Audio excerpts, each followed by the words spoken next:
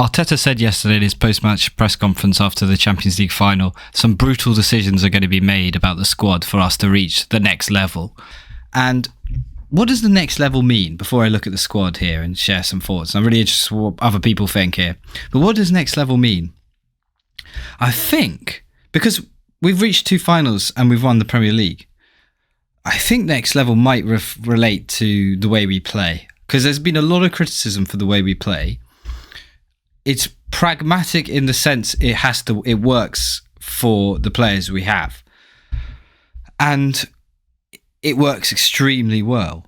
But if we are to get some more forwards in, we might be able to adapt the philosophy. I think Arteta would want to do that, of course. But I think he's just clever. I don't think, he's not going to throw games away. If we didn't play like the way we play, we wouldn't have nights like yesterday. We wouldn't be winning the Premier League. So I accept the way we are playing. And we're taking on the biggest clubs in terms of resources. You know where the money comes from City. You know where to fund City. You know where the money comes from to fund PSG. It's massive amounts, and so we are contesting against these teams, and we got to take a bit of a hit in terms of the way we play in order to fight these teams. So for me, there's a lot to come, and we'll have a look now. So I'm going to go through these teams one by one. So let's go literally one by one through here. Keep or bin. And please do comment at the beginning. David Raya. I mean, for me, if he'd won the penalty shootout last night and he'd saved a couple more saves, he's Ballon d'Or. He's Ballon d'Or, and I don't care what people say. Premier League champion and a Champions League champion. So obviously, he is staying. The goalkeepers need some respect. I know that. I don't know if there's ever maybe. All the way back from Yashin or Yashin's time was there ever a Ballon d'Or winner, but his influence would have been Rodri levels in that treble winning in terms of so there we go. Kepa, look, I think Kepa is a very experienced backup keeper. We know the errors he's got, the flaws he has. But Kepa's played in so many clubs and across the country. And actually, I think he's a really positive influence in the background in the team. He's really invested. He's very supportive. Doesn't seem to moan. He was in the celebrations, although his kind of impact in games, I think he's just started the Crystal Palace game in the final game, but is very, very minimal. He still was, big up, celebrating everything. He seems invested in the structure and the club. For me, I would keep Kepa. I would. I don't know, or maybe he's content that he knows he's moving on because he was fantastic for Bournemouth last season. Yeah, there's some major issues with him. He's not a starting keeper, but he is a good backup keeper. Perhaps we could strengthen there, but I would say keep. I think Raya is so. Actually, the Kepa one, the more I think about it, the more kind of, he's terrible at crossing, isn't he? Bloody hell, I'm flip-flopping here. But, and that error in the Carabao Cup was so bad. That's a tough one. I'm going to say keep right now because we've been notoriously dreadful at backup keepers in the recent past. Apart from that New Zealand bloke, what was his name? I thought he was quite assured. And Ospina was good. Anyway, Saliba we're keeping. Mosquera, well, again, I said this. I said he was a good one-on-one defender, Christian Mosquera, and he proved that again last night against Kvaratskhelia. And he was also good against Doku. So for me, you're keeping Christian Mosquera, of course. Ben White, now that is one, that's an interesting one. Ben White, I think, has probably had his time now. Amazing servant to the club. Injuries have been too much. He had a bit of an uptick in form went just as he got his injury. But if we can get 20 plus million for him, I know that David Ornstein reported that we'll be in for a right back again. I think I'd say goodbye. As much as I love him, I love Ben White. He pisses people off. He's a fun guy. He's an interesting character. But if we're being brutal, and we've got to look at this with a brutal eye, it's probably time for someone else to come in and Christian Mosquera be our third choice right back, second, and cover at centre back for both left and right centre back. Nketiah, incredible season, brilliant signing. We will be making that one permanent. Gabriel, again, literally, if we had won last night, Ballon d'Or level performance from him in the final. Timber, fantastic player. Needs slight concerns on fitness, although he was running to the ground this season. But if we do get a backup for Ben White, then we should be okay there. Calafiori, fantastic depth there. And, Lewis Skelly is sort of, again, midfield left back, but a fantastic season from him. And I thought he played well last night as well in the big game. Ødegaard. Okay, if we're talking brutal. Fitness is a major concern with Ødegaard.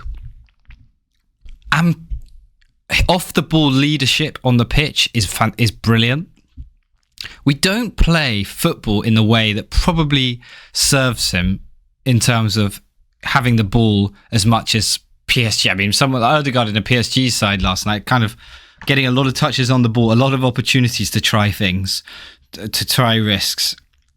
He could, in that sense, Ødegaard could be is good. But it's interesting the way where does Arteta want to take this team?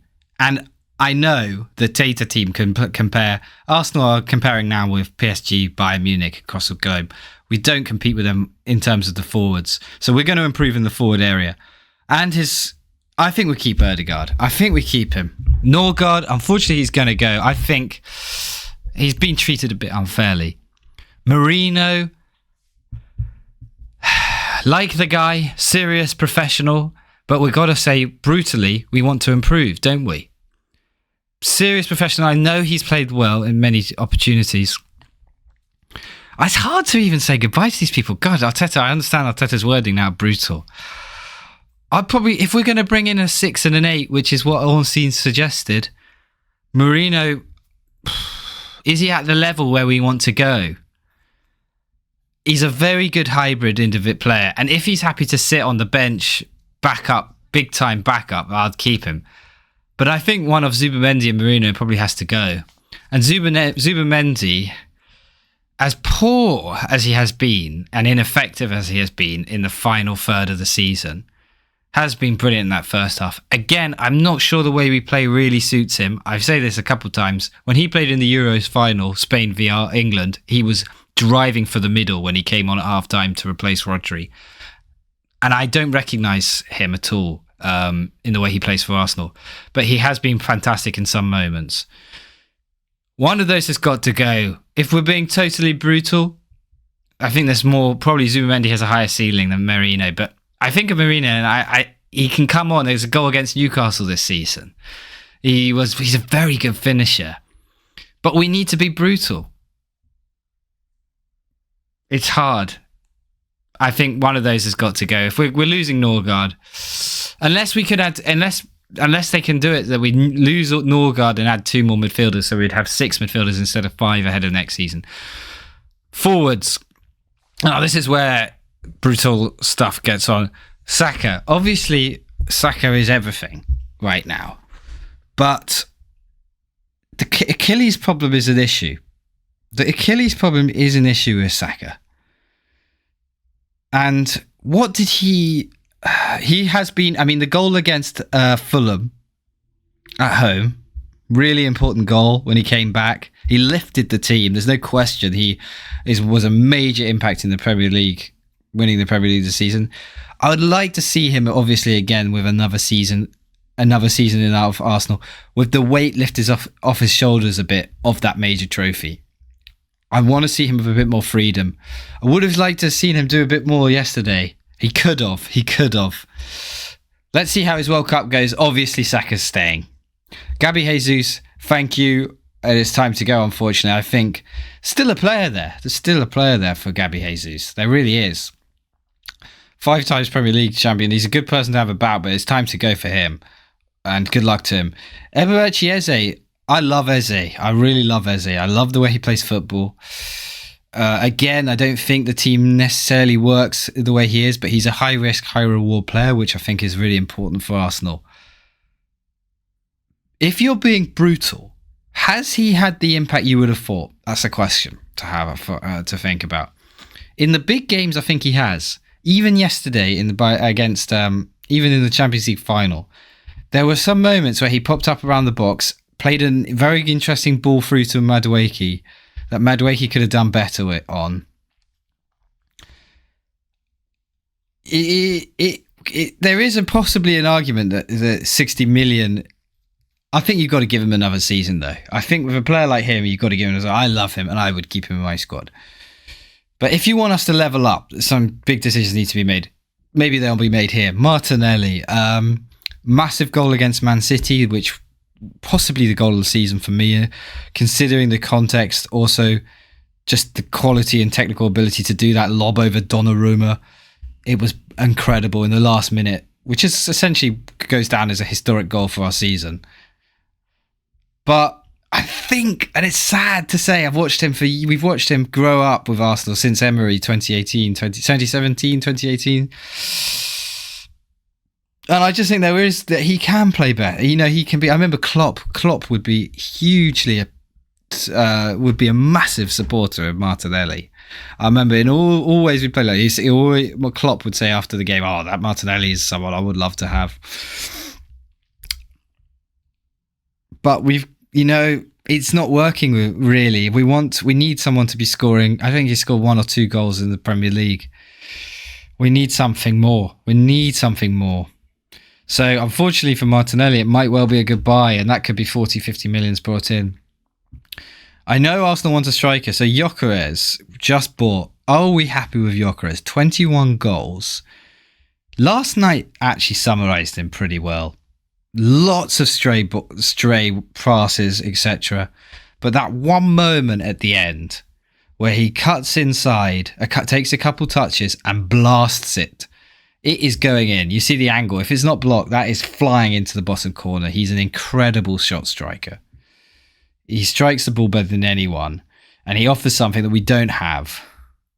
I like Gyökeres, but I don't know, if Arteta really trusts him, because he doesn't start in the big games and when we need him to. So Gyökeres might be a shock departure if we're bringing in another striker. Although we are already... it will be the end for Jesus, I think. So therefore, and Arsenal, I think, wants 20 million at least for him. Gyökeres, I'm inclined to give him another go, but Arteta said we need to be brutal to go to the next level.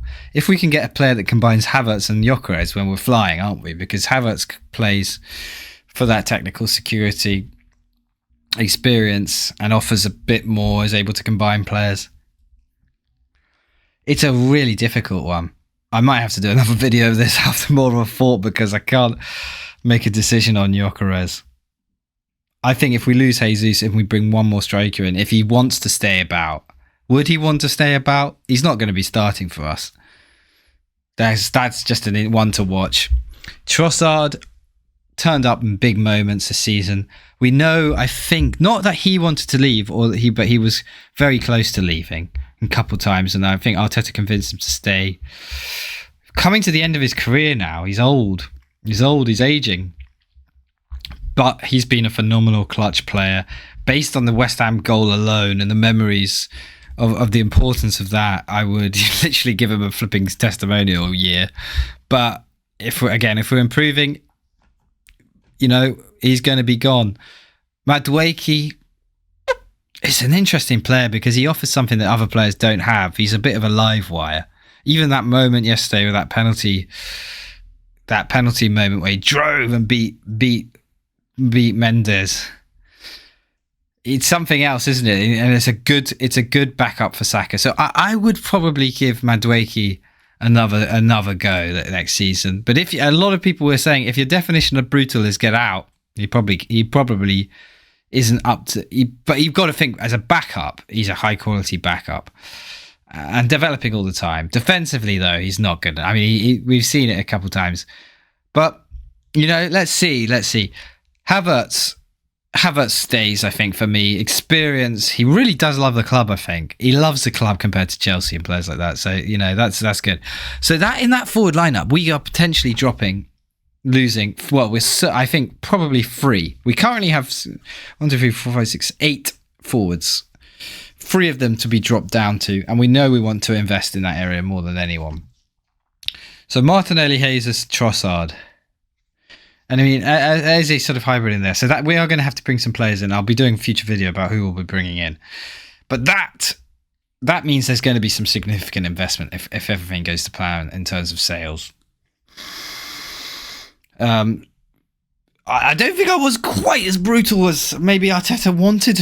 Is thinking. I mean, if I was being incredibly brutal, I think the players who I would have. But I don't think if you're so brutal, you're cutting out the core of the squad. You're literally cutting out a really tight-knit group. So that is very interesting. There could be some serious moves this summer. And I believe we want to go to the next level. We were 1 or 2 matches off. 2 matches off from winning a treble. And we know where we were short in those matches.